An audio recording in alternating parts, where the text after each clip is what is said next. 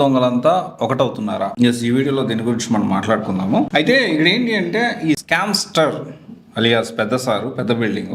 మొన్న రీసెంట్గా నేను ఒక వీడియో చేశాను, రిసార్ట్లో బేరాలు కుదరలేదా అనే వీడియో చేశాను.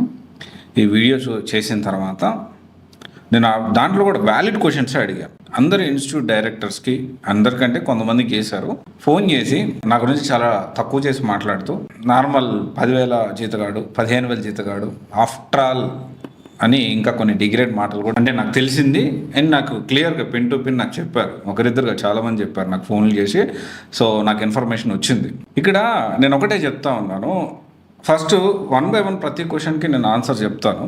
ప్రతి ప్రశ్నకి మీరు వాళ్ళతో మాట్లాడిన ప్రతి క్వశ్చన్కి సివైసి దీని ద్వారా మీకు సమాధానం చెప్తాను. సో ఫస్ట్ ఆఫ్ ఆల్ ఏంటి అంటే, ఇప్పుడు నేను ఒక పాయింట్ చెప్తే ఆ పాయింట్ నిజమా కాదా, నేను ఖచ్చితంగా ఒకటి ఏది గాల్లో మాట ఎప్పుడు చెప్పను.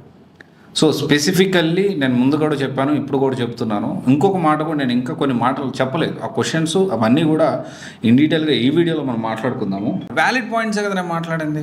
అండ్ మోర్ ఓవర్ దెన్ ఏంటి అంటే, మీరందరూ ఎవరైతే ఈయనతో కలవాలి అనుకునే వాళ్ళు, ఫస్ట్ ఆఫ్ ఆల్ మీ ఇన్స్టిట్యూట్ల ముందు, టీ షాపుల దగ్గర, హాస్టల్స్ దగ్గర ఎంతమందిని మీ స్టూడెంట్స్ని లాక్కున్నాడో మీరు ఇమాజిన్కి కూడా వదిలేస్తున్నారు.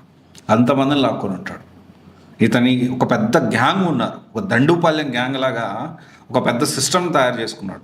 అండ్ ఇది 2018లో ఒక ఇన్స్టిట్యూట్ ముందుంటే అంటే వాళ్ళు పట్టుకొని తంతా అంటే అప్పటి నుంచి దొరకకుండా ప్లాన్ చేస్తున్నాడు. ఇంకొకటి కూడా చేశాడు, ఏంటి అంటే ఈ స్కామ్స్ మామూలుగా ఉండడు, మామూలుగా చేయడు స్కామ్లు.